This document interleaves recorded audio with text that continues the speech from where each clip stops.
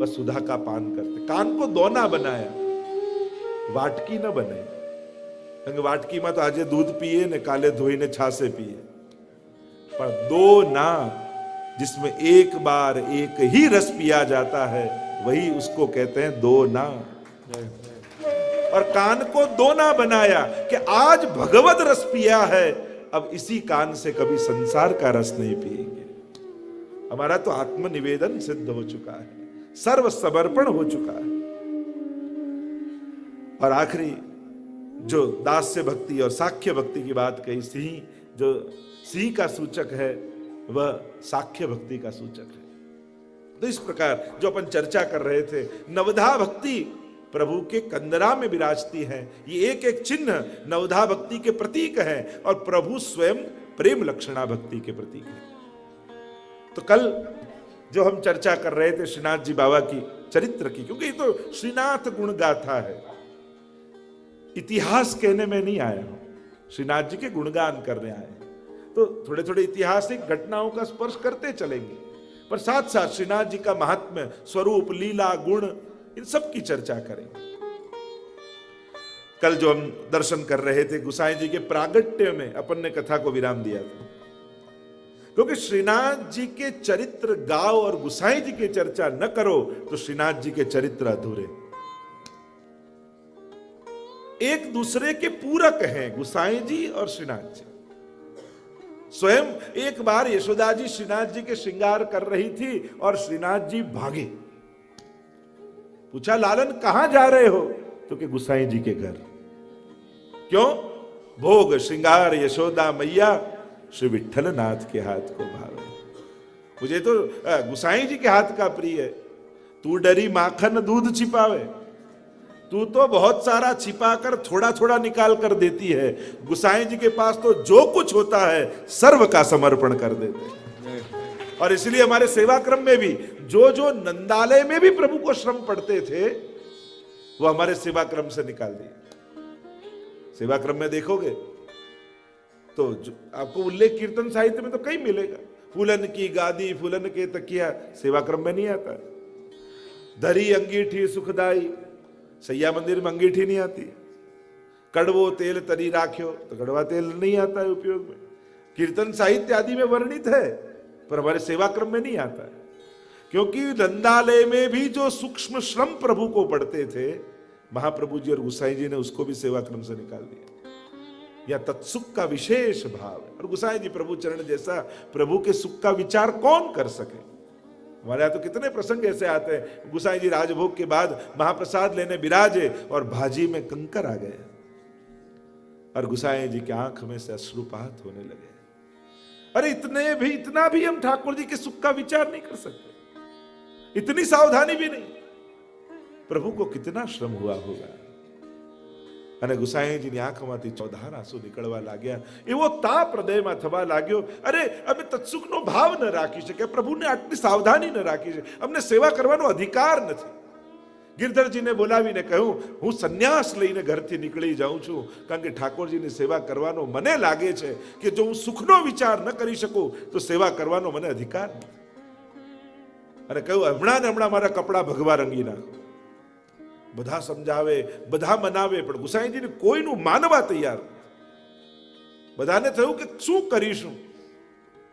પ્રભુને વિનંતી કરીને, હે નવનીતલાલ આપ કઈ ગુસાઈજીને સમજાવો। અને નવનીતલાલ પોતાનો વસ્ત્ર લઈને ગુસાઈજી પાસે આવ્યા અને ભગવો રંગી વાઘો અને ગુસાઈજીના વસ્ત્ર જ્યાં ભગવા રંગના સુકાતા હતા ત્યાં લટકાવી દીધા। એટલે ગુસાઈજી વસ્ત્ર લેવા આવ્યા, જુએ તો નવનીતલાલનો વાઘો ભગવા રંગનો અહીંયા સુકાય। પૂછ્યું કે બાવા આ શું, આપના વસ્ત્ર ભગવા અહીંયા કેમ? ત્યારે નવનીતલાલ કહે કે જો કાકાજી આપ સંન્યાસ લો તો હું સંન્યાસ લઈને આપની જોડે આવું છું, પણ આપના વગર હું નહીં રહી શકું। આ અમારા નવનીત પ્રિયાજી અહીંયા બિરાજે છે। શ્રી મહાપ્રભુજી, શ્રી ગુસાઈજી કેવા લાલ લડાવ્યા। ગજ્જન ધાવન પર તો કેવી કૃપા નવનીતલાલની। ઘોડો કરે ગજ્જનને, ચલ ગજ્જન તું ઘોડા બન, હાથી બન। અને આ નવનીતલાલ પીઠ ઉપર બિરાજી જાય અને એને ચલાવે ને ઘૂંટણ છોલાઈ જાય। કોઈ કહ્યું, ગજ્જન તું કહી તો દે ઠાકોરજીને તારા ઘૂંટણ છોલાય છે, લોહી નીકળે છે। ગજ્જન કહે ચંદનનું લાકડું જેમ ઘસાય ને પછી જ ચંદનની સુગંધ નીકળે, એમ વૈષ્ણવનો દેહ સેવામાં ઘસાય પછી જ વૈષ્ણવતાની સુગંધ निकलती है।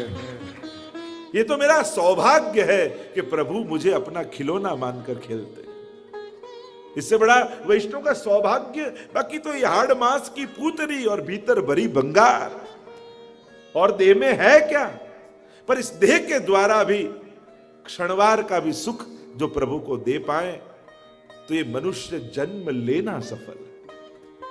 नवनीत लाल ने तो कैसी कैसी कृपा की कि जब पधारे और सैया जी दूसरी नहीं थी तो महाप्रभु जी के पास महाप्रभु जी को चिपक कर एक सैया में पड़ गए, दूसरी सैया बनाई फिर भी वापस पधार गए।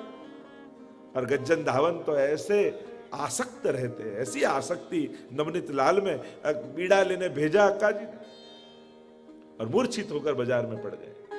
और यह नवनीत लाल के आगे राजभोग धरा है, प्रतीक्षा कर रहे हैं प्रभु अब आवा आरोग हो, जहां तक मेरो गज्जन नहीं आएगो वहां तक मैं नहीं आरोग।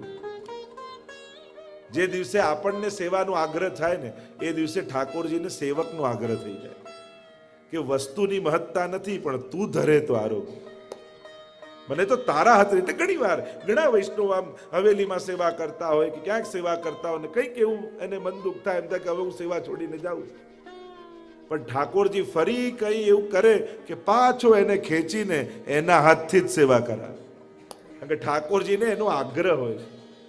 આપણને એમ લાગે કે આપણે સેવા કરીએ છીએ એટલે આ બધા વિચાર આવે, પણ જે દિવસે સમજાશે ને કે ઠાકોરજી સેવા લઈ રહ્યા છે પછી ક્યારે સેવા છોડવાનો વિચાર નહીં આવે। હું ક્યાં કરનારો, ઠાકોરજીને આગ્રહ છે કે મારે તો તારા હાથનું જ લેવું છે, એટલે પ્રભુ ખેંચી ખેંચીને પાછા એને લઈ આવે। આ પ્રભુની ઈચ્છા છે, આપણી ઈચ્છાથી તો કાંઈ થતું એક ડગલું ભરી ન શકીએ આપણે, આ તો પ્રભુ ઈચ્છે છે। અને જ્યારે આવો વિચાર મનમાં બેસી જાય પછી લોકોના વિક્ષેપો બહુ હેરાન નથી કરતા। હું કરું છું એ વિચાર આવે તો આખો સંસાર નડે, પણ જ્યારે ભગવાન કરાવી રહ્યા છે એવો વિચાર આવે પછી દુનિયામાં કોઈ વિક્ષેપ ન કરી શકે। તો અનેક પ્રકારના આપણે ત્યાં ભાવનાઓની જે ચર્ચા કરી રહ્યા છે, એટલે કે ગુસાઈજીના ચરિત્ર વગર શ્રીનાથજીનું ચરિત્ર અધૂરું છે, એમના ગુણ ગાવા અધૂરા છે। श्री गुसाई जी प्रभु चरण जेम आचार्य चरण श्री महाप्रभुजी ની વંદના વિશેષ રૂપે કરીએ છે, એમ ગોપીનાથજી અને ગુસાઈજી પણ આપણા માથે બિરાજે છે। એમ તો ગુસાઈજીને 5 સ્વરૂપે આપણે ત્યાં આરાધન છે। કોઈ એના આચાર્ય રૂપ કેવલ બ્રાહ્મણ શ્રેષ્ઠ માને છે, કોઈ જે ભવિષ્ય પુરાણમાં ઉલ્લેખ છે अग्नि रूपो द्विजाचार्यो भविष्यामी भूतले वल्लभो अग्नि रूप शाद विठ्ठल पुरुषोत्तम। जो भविष्य पुराण में कहा गया कि इस प्रकार विठ्ठलनाथ जी के रूप से मैं आऊंगा, तो कोई એને ભગવદ અવતાર માને છે, કોઈનો એવો ભાવ છે કે જે પાંડુરંગ વિઠ્ઠલનાથજી છે એમણે વચન આપ્યું છે એટલે વિઠોબાજી પોતે પધાર્યા છે। અને ક્યાંક આપણા આચાર્યો એમ કહે કે આ તો સાક્ષાત કૃષ્ણનું જ સ્વરૂપ છે। મને ભગવદીઓને કહા कि यही तेही तेही यही कछु न संदेह, वही प्रभु पुनः पधारे हैं। और भावात्मक स्वरूप भी गुसाई जी का बताया, जो चंद्रावली जी का स्वरूप कहा जाता है। तो 5 प्रकार से गुसाई जी के आराधन की चर्चा आई, तो वो चरित्र भी आगे आगे देखते जाएंगे, क्योंकि गुसाई जी की गाथाओं के बिना श्रीनाथ जी का चरित्र अधूरा है। एक दूसरे से ऐसे संलग्न हैं, तो साथ साथ में ये गाथाएं गाई जाएंगी। जो कल हम देख रहे थे, श्री गुसाई जी का प्रागट्य हुआ है, और यहां पूरणमल क्षत्रिय ने जब से नींव खोदी गई मंदिर की और परिश्रम करने गए, दक्षिण में धन कमा कर लाए, और 20 साल बाद ज्यारथी पायो खोदायो एना 20 वर्ष पछी श्रीनाथजीનું મંદિર બન્યું गिरिराजजी ઉપર। वहां मंदिर का निर्माण पूर्ण हुआ है। श्री महाप्रभु जी को समाचार मिले हैं, श्री महाप्रभु जी पधारे हैं। विक्रम संवत 1575 और अक्षय तृतीया का वह परम पावन दिन निर्धारित થયું છે કે નૂતન મંદિરમાં શ્રીનાથજી બાવાને પાટે પધરાવીશું અક્ષય તૃતીયાના દિવસે। અને ચારે બાજુ સમાચાર પહોંચી ગયા છે. અનેક અનેક વૈષ્ણવો વ્રજવાસીઓ દર્શન કરવા માટે મંદિરમાં ઉમટ્યા છે. આખો ચોક ભરાયો છે. નવા નૂતન મંદિરને બધા જોઈ રહ્યા છે. સુંદરમાં સુંદર મંદિર સિદ્ધ થયું છે. નિજ મંદિરમાં શ્રીનાથજી બાબા મલકાઈ રહ્યા છે. શ્રીનાથજી બાબાને પાટે પધરાવવામાં આવ્યા અને જ્યાં કિવાડ ખુલ્યા છે અને જય ઘોષ ચારે બાજુ થવા લાગ્યા, સ્તુતિઓના નાદ વાગવા લાગ્યા, વધાઈના ગાન કરવા માટે કુંભનદાસ અને સુરદાસજી સામે બિરાજ્યા છે. જાજ પખાવજ વાગી રહી છે, જય ઘોષ થઈ રહ્યો છે. બધાઈ કો દિનની કો આજ, બધાઈ ના ગાન, બધાઈ કો દિનની કો આજ, બધાઈ કો દિનની કો पखावज बज रही है, जान बज रही है, मंगल वाद्य बज रहे हैं. બધાના હૃદયમાં આનંદ ઉમટી રહ્યો છે. અમારા શ્રીનાથજી બાબાનું નવું મંદિર સિદ્ધ થયું. બધાઈ કો